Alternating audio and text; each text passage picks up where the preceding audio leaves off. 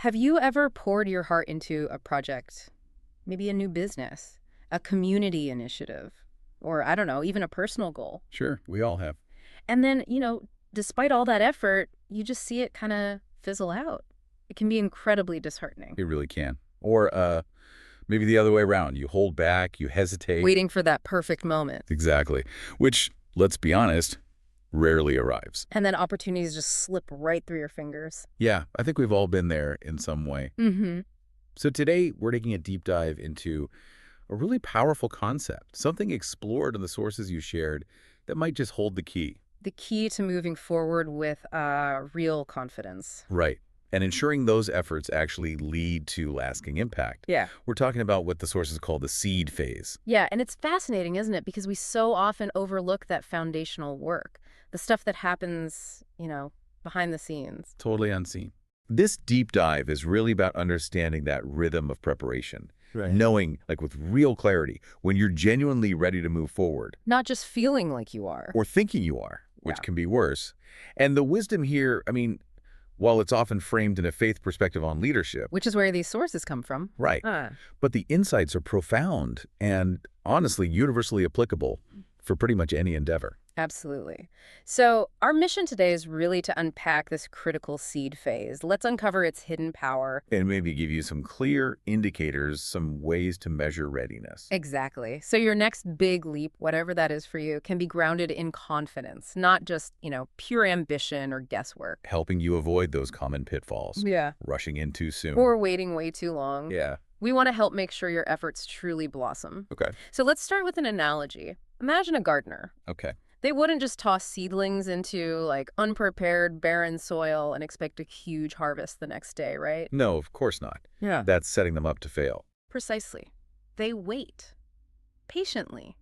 They make sure the soil's enriched, that the conditions are right. That the roots have a chance to actually take hold and go deep. Exactly.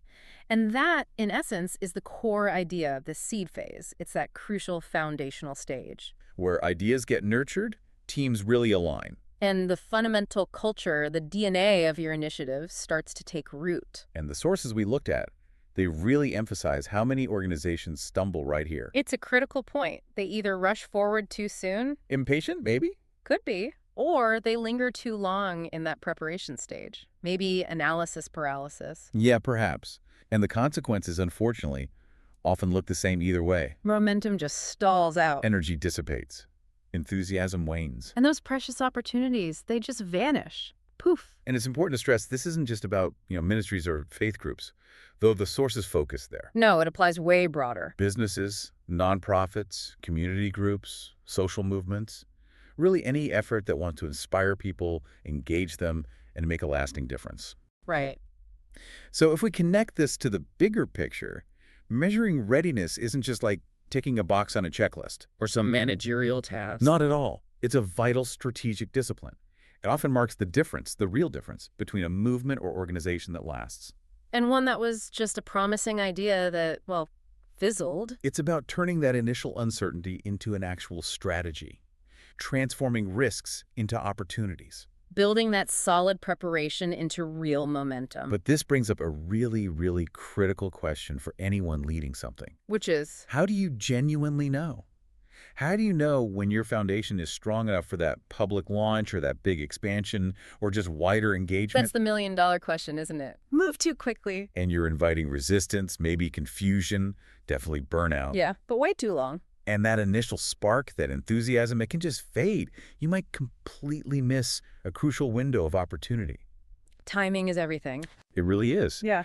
And the sources draw on some powerful analogies from ancient wisdom here, reminding us, like Ecclesiastes says, there's a time to plant and a time to pluck up. A season for everything. Exactly. And that parable of the sower, in Matthew, it vividly illustrates that the conditions for growth, the quality of the soil, are absolutely paramount. It's not just about having a good seed. Right. It's about where that seed lands. That's what determines the harvest. That clarity on timing, on the conditions, it really sets the stage for what's next. Mm-hmm. And this is where it gets incredibly practical, I think. Our sources lay out this powerful framework using the acronym SEED itself. Nice. Breaking down the four essential pillars of readiness. Think of it like your foundational checklist, making sure your soil is perfectly prepped for whatever you're about to plant. Okay, let's dive in. Where do we start? We start with S. Okay, S for spiritual formation. Now, the sources frame this very specifically, like cultivating hearts rooted in God. But the core principle here, I think, for any endeavor, really,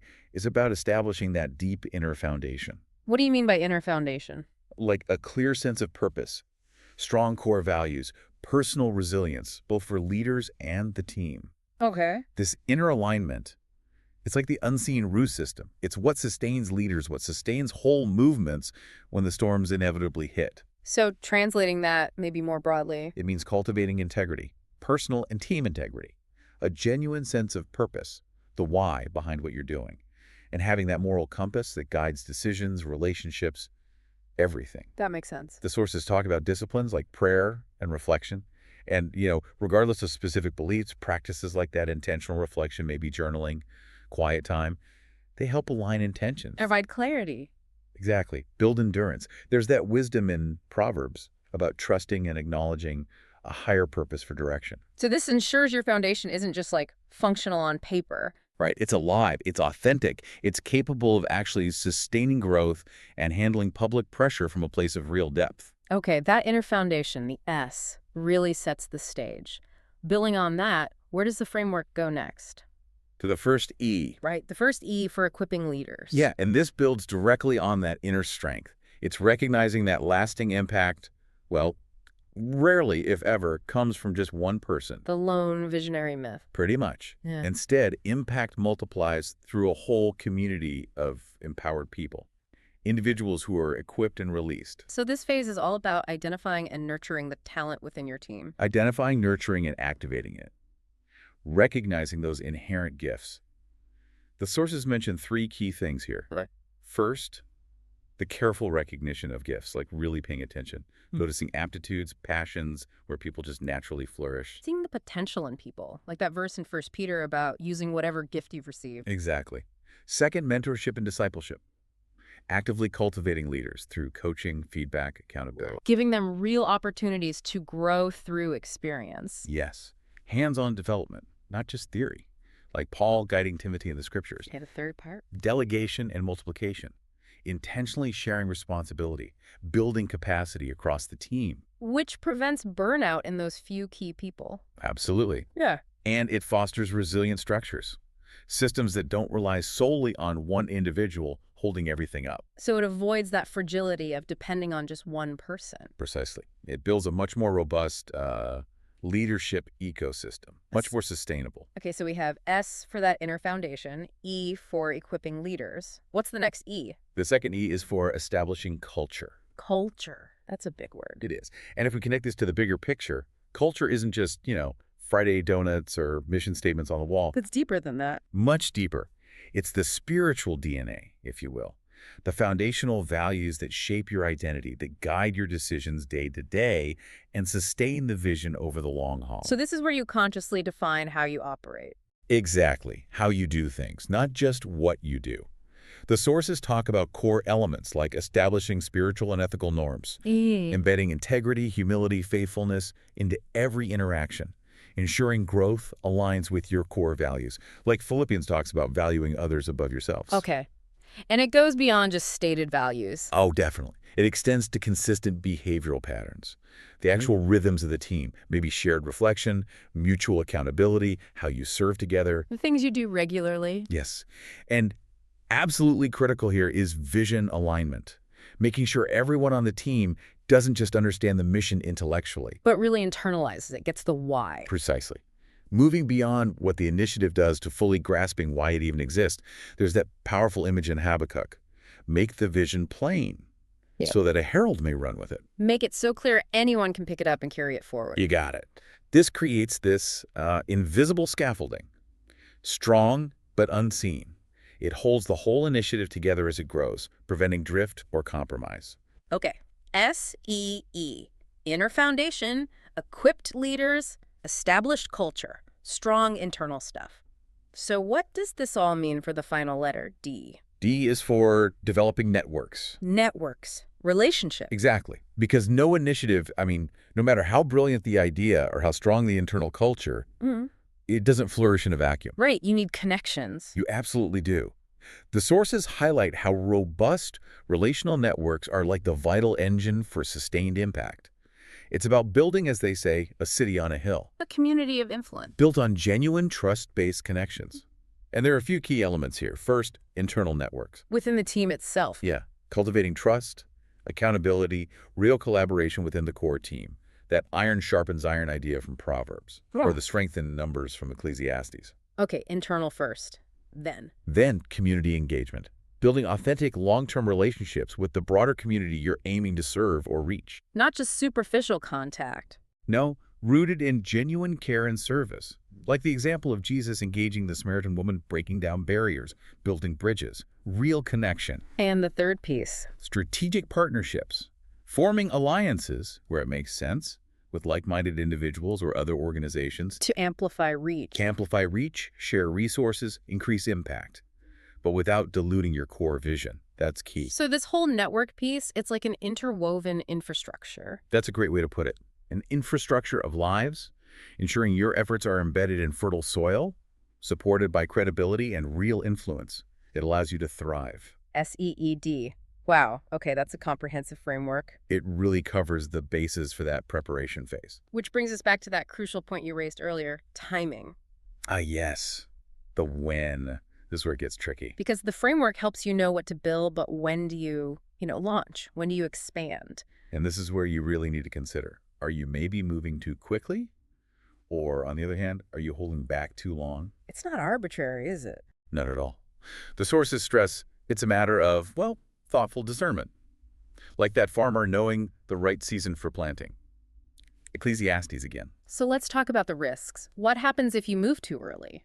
This premature planting. Oh, there are significant dangers. Big one is burnout. You expose teams to pressures they just aren't ready for. Leads to exhaustion, loss of vision. Exactly. You might also achieve only shallow impact.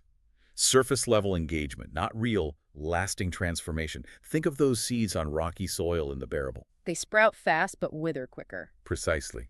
There's also the danger of organizational fragility. If leaders and teams lack that maturity, that cohesion we talked about. They become vulnerable. To internal conflict, external opposition, criticism. It's like building your house on sand, as Matthew describes. It won't withstand the storm. And this can dilute the vision, damage credibility. Absolutely. Poorly executed efforts can really tarnish the integrity of the whole thing. Huge risks. Okay, so rushing is bad. But what about the other side? Moving too late. This prolonged dormancy. Just as damaging, often. You can get stagnation of vision, momentum dies, relevance fades. You miss the boat. You miss crucial opportunities. History, even scriptural accounts like Paul's journeys and Acts, show there are specific windows, moments of receptivity. Hesitation means bypassing them. And what about the team? That's a big one too. Can lead to disillusionment, maybe even complacency. Energy shifts from mission to just maintenance. Routine takes over. Yeah, and that initial courage, that missional passion, it can just wane. Like hiding your light under a basket. Right, you're meant to shine. So what does this all mean then, if both rushing and delaying are risky? It means the key is discernment, finding that sweet spot. That balance between patience and decisive action. Exactly. It takes courage to act when the indicators say go, but also vigilance to say, nope, not yet. More prep needed. So how do you cultivate that discernment? It sounds difficult. It's a continuous process. It involves, well, deep reflection, maybe prayer for some. Seeking wise counsel is huge. Proverbs mentions the wisdom in many advisors. Getting outside perspective. Critical. And consistently evaluating your readiness against those core benchmarks we discussed. The S, the E, the D. How's our inner foundation? Our leaders, our culture, our networks. Okay, that makes sense. But let's unpack how you actually do this evaluation. Are there practical tools? Yes, definitely. The sources lay out some really helpful principled tools, things that turn readiness from an abstract idea into concrete steps. Like what? Well, the first big one is something like a readiness audit, a structured self-assessment. An audit. Sounds a bit corporate. It doesn't have to be. Think of it as a prayerful, honest check-in, or the thoughtful team assessment, really evaluating if you're positioned for effective, sustainable expansion. Not a performance review, but a tool for growth. Exactly. Like that proverb says, know well the condition of your flocks. It's about understanding where you truly stand. And this audit presumably looks at the seed pillars. Directly. It checks for things like 1. Team unity. Are conflicts handled well with truth and grace? Is the mission really prioritized over personal preferences? Is there that cohesive, supportive feel, like the unity Jesus prayed for in John 17? Okay, unity. What else? 2, cultural adaptation. Yeah. Do you genuinely get the community you want to serve? Yeah. Their values, hopes, fears. Are you earning trust? Communicating naturally. Think Acts 17, or Paul being all things to all people. Understanding the context. Got it. 3, relational networks. Are your connections authentic? Strong? Do you have a reputation for real service and love? Is there capacity to multiply influence, like being that city on a hill? Makes sense. And the last one. 4, strategic clarity. Is the mission and vision clear? Can everyone articulate it? Is there a written plan? Is everyone aligned? Like Habakkuk's make it plain. So how do you actually gather this info for the audit? Lots of ways. Team surveys, maybe focus groups, getting honest external feedback, a Yes. SWOT analysis, even just a simple readiness scorecard against those 4 areas. And then you interpret the results. Right. Identify your green zones, where you're strong, ready to go. Yellow zones areas, needing more development. And red zones, significant gaps that really need attention before moving forward. That sounds incredibly useful, a clear picture. It provides clarity. But there's another piece that's crucial and often missed. Oh, what's that? Celebrating milestones, what the sources call the Ebenezer moment. Ebenezer, like the Stone Samuel setup. Exactly. It's fascinating, isn't it? The spiritual and even psychological importance of celebration. It's not just about morale, though that's part of it. What's the deeper significance? Well, first, it honors the journey.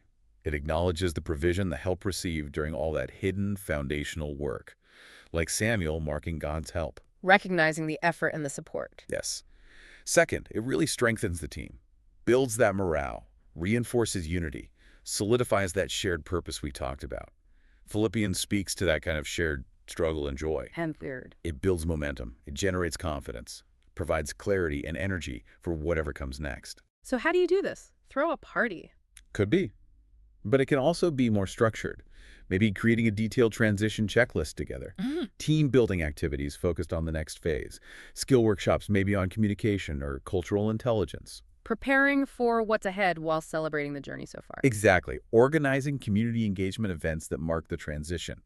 Or even just reflective retreats to consolidate learning and express gratitude. So it ensures the transition is strategic, principled, anchored in gratitude. And it fully prepares you for successful, sustainable impact. It's a crucial step. Okay, so stepping back, Yeah. what does all this mean for you, the listener, right now? Yeah, how do you apply this? Well, whether you're leading a team, maybe launching a personal project, or even just nurturing an idea that's still small, the principles of this seed phase offer a really powerful roadmap. The roadmap for lasting impact. Right. We've explored why that foundational, often unseen work is so vital. We've unpacked the seed framework that Interfoundation, equipping leaders, establishing culture, and developing networks. And we've wrestled with that crucial timing piece, navigating the pitfalls of rushing or delaying. Yeah. And if we really connect this to the bigger picture, lasting impact, the kind that truly matters, isn't achieved through just haste or, superficial efforts. Real quick fixes. It's through faithful stewardship, cultivating that inner depth, fostering real relational unity, developing cultural understanding, and achieving strategic clarity. The legacy you build, it will be profoundly shaped by the decisions made right now in your seed phase. That's a powerful thought. So here's maybe something for you to carry forward, to reflect on this week. A takeaway. Yeah. What small, deliberate action could you take this week to audit your own soil conditions? Or maybe celebrate a hidden victory, something foundational that's been achieved. Aligning your ambition with the right timing. Exactly. For an abundant and, more importantly, an enduring harvest. We really do encourage you to reflect on these ideas. Maybe even use some of those readiness audit questions we touched on. Spark a conversation with your team. Or even just with yourself. Yeah, because by embracing these principles, that next leap you take, it really can be your most confident and your most impactful yet.